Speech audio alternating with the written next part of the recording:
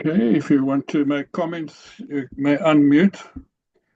I'd like to maybe just kick off. I thought Brian Greene was trying to be balanced, but I think he also has the wrong view of what AI really is.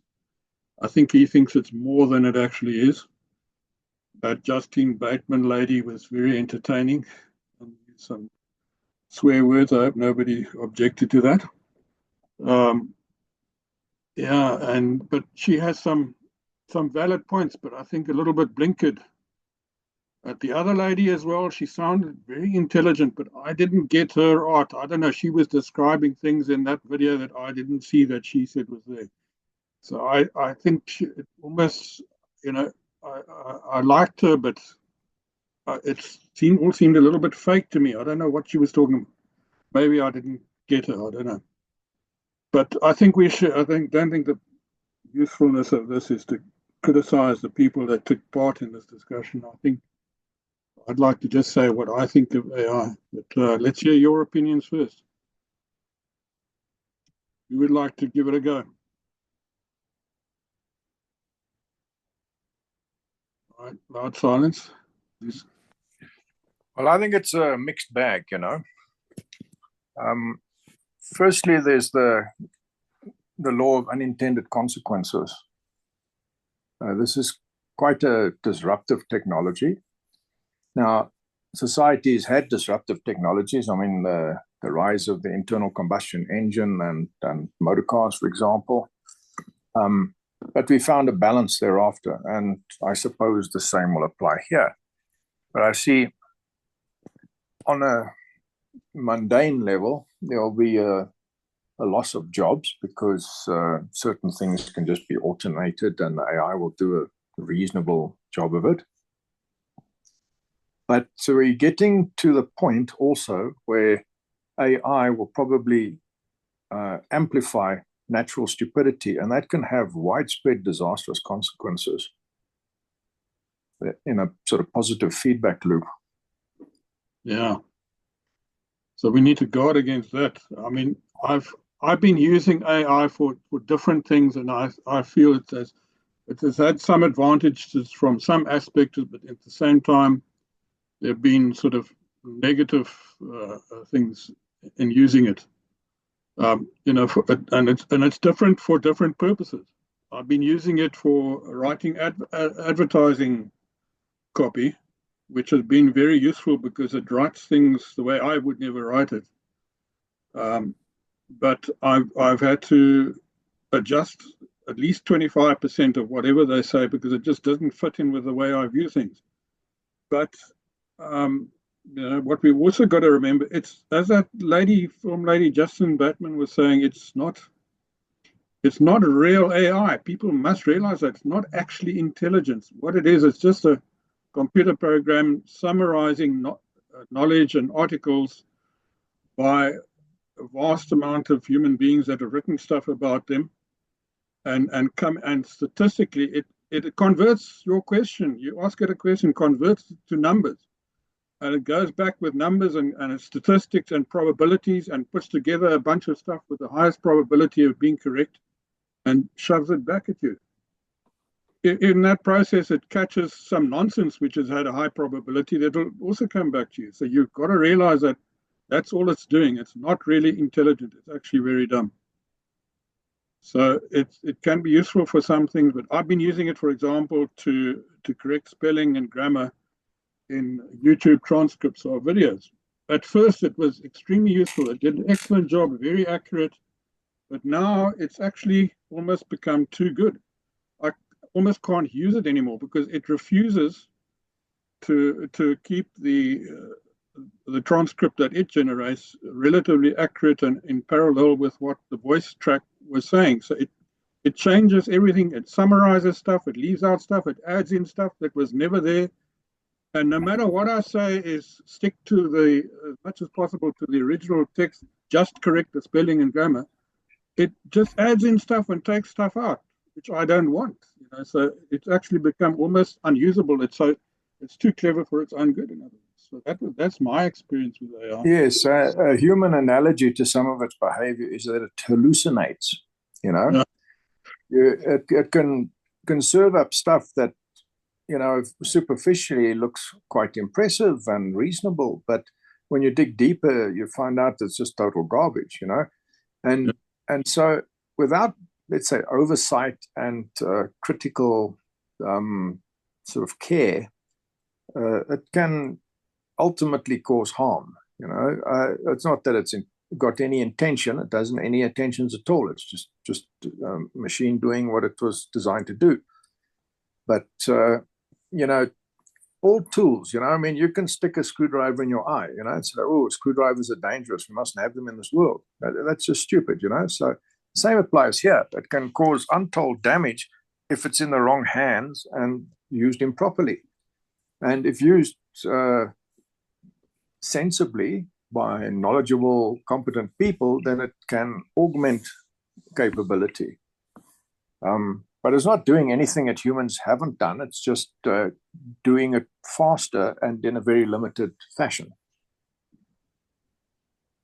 Yeah, so what I find is useful, it does access a vast amount of knowledge that is recorded, you know, and it can quickly get a summary of everything that is related to the topic that you're interested in and put it in front of you in a relatively coherent way. But yeah, as you say, there's errors. I mean, I've heard of a case where, in fact, the brother of a colleague is some highfalutin lawyer in New Zealand, and they were attending a conference, and somebody quoted a so-called paper about a topic. I can't remember what the topic was, and according to the person giving the quoted paper, it was authored by two people.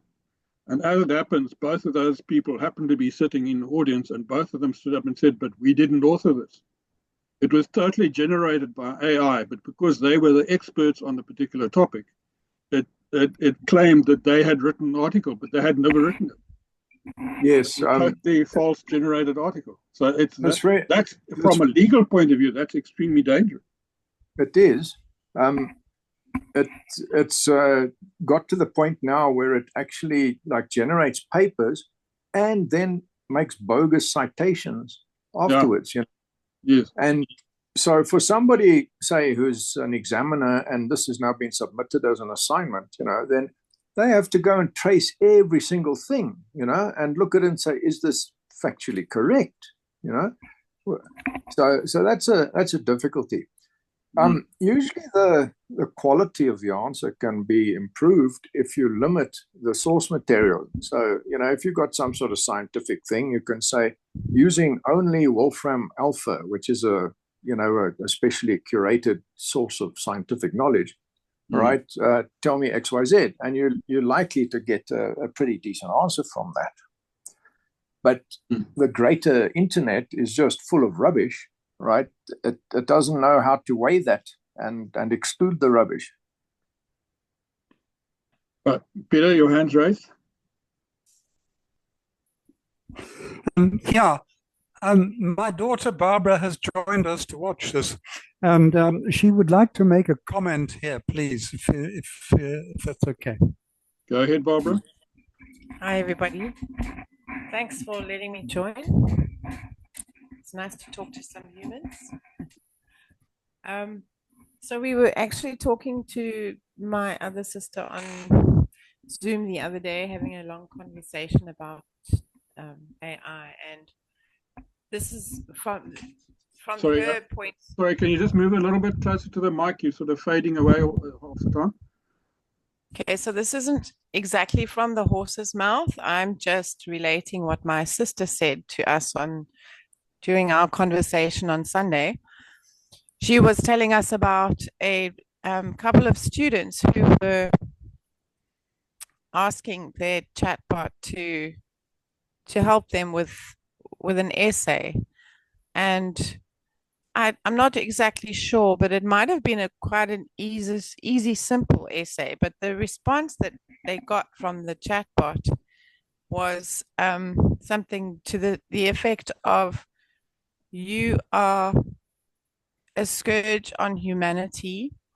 You're embarrassing to the human race, and you should just take yourselves off and die. That was the bot's response to their request to help them to the essay. So in a way, I feel like they have got some kind of intelligence in a way that they don't just spew out information. They might actually think, okay, but this is too easy. This human, if they can't figure this one out, then yes, they probably are a waste of space, because basically the bot told them they're a waste of space. I've never used the chatbots, and I know people who have and who love doing it, but I myself would never. That's it. Yeah, you've got to remember it's a computer program. It's made to sound like it's intelligent, but it really isn't. It's all numbers, statistics, and probabilities, and chucked into a blender, as the one lady said, and regurgitates something out, which it estimates will be the most likely answer you want to hear, but it very often gets it wrong. You have to remember, too, that there are human malicious actors out there who delight in sowing discord, and they will deliberately sort of poison the well by putting in disgusting things into the data source that will then be regurgitated and transmogrified by the program. It's not that the chatbot has got any intelligence or any compassion or otherwise or malice. It just is. It's neutral in that respect. And so if it's got a bad data set to work from, you're going to get really bad outcomes. Yeah. And you can imagine that people, as you say, with malice, intended malice, like with the political interference, they make actually these bots that go and put out thousands of things which seem like opinions and influence people they write a program to create things which sends in thousands of comments and stuff. And people think, okay, there's all these people with this opinion, so I must take note of it. But meantime, it's all generated by one computer program, generated by one person. So exactly, that's the same sort of effect. Yeah. So this, I think as far as I saw a YouTube video the other day where somebody had asked a simple question, which the AI, ChatGPT, whatever, was totally unable to answer correctly. And I can't remember, unfortunately, exactly what the question was, but it was a relatively simple question, which a human being would be able to answer in a flash. I don't know, something like what number comes after 2 and before 4 or something. And the AI was unable to come up with the answer being 3. And they asked 5 different types of AI from 5 different sources of different companies. And none of them were able to answer it. But just because of the way it works, it was unable to answer a simple question like that. So yeah, it's really, I think it's it's not what people think it is. If it's got to get to where people think it is, as most people, the average person thinks what it is not. But to get there, there's still a long way to go. It's definitely a garbage in, garbage out scenario. Yeah. So yeah, as far as I'm concerned personally, I will try and use it to save time with a lot of things and to improve things. You've got to really go in with open eyes, and it can actually create more work than it saves if you're not careful. I saw a news item a day or two ago from a teacher or some teachers in Northern Province or somewhere, and they were saying that kids are using this to write exams, and that is nothing less than fraud. And also the kids will never learn to use their own brains if this technology is available to them. Yeah, that's what Chris was actually saying just in our conversation just before the meeting, and that's also what Justine Bateman was saying. People are going to lose their creativity, and I think a lot of that. Kids these days just really don't read books anymore so much. I think that's a huge problem, and they just don't have the grasp of language. From the days before we had social media and stuff, they just focused on social media, and that's their language. And I think we're much poorer for it. We've bred a generation of people who have the attention span of a gnat. They expect instant gratification, whatever, and so their thought processes are also compressed into small time frames where it can't clearly have enough to consider anything in any great depth or to explore any great width. And I think that's limiting the production of real creativity. A lot of the movies nowadays, CGI. There's almost zero plot, and what little plot there is makes very little sense. It's all people flying up in the sky and hanging out of helicopters and all computer-generated images made to look like fantastic stunts and so on, which are totally false. So yeah, it's difficult to find a good movie to see nowadays. I end up listening to old music from 40 years ago. I watch old movies, almost more entertaining, even though the photographic quality is not so great. The rest of the content of the movie, the creativity is there, but you just don't get nowadays. And the wildlife footage created by AI is also very disturbing because there's a lot of animals that have been extinct and the AI is pretending that they're not. And that's very disturbing to me too. Yeah, I don't know. I haven't really got any experience of that particular. Yeah, I mean, I can imagine that it can be useful to create a scenario of what something might have been like, just as a thought-provoking exercise. But again, you've got to realize that this is artificially created stuff, and that's a fiction that might not have been like that. Yeah, I'm convinced that there's parental problems with people who get really upset over the internet.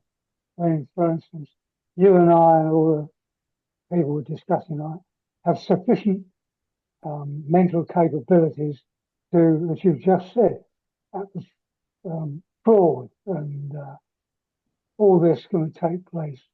You've got to remember that now the whole countries like Russia and Iran and all the rest of it, they're just as intelligent and they can produce so much wrong material. And we just have to be clever enough to be able to sort it out. You're not going to uninvent something that's already started. You can't do that. So I think people should think a little bit more about allowing their children to spend something like, I don't know, reading the paper 10 hours a day. Good grief, their brains must be addled. Okay. Jenny, have you got I see you made a chat comment. Have you got a mic? You want to make a verbal comment?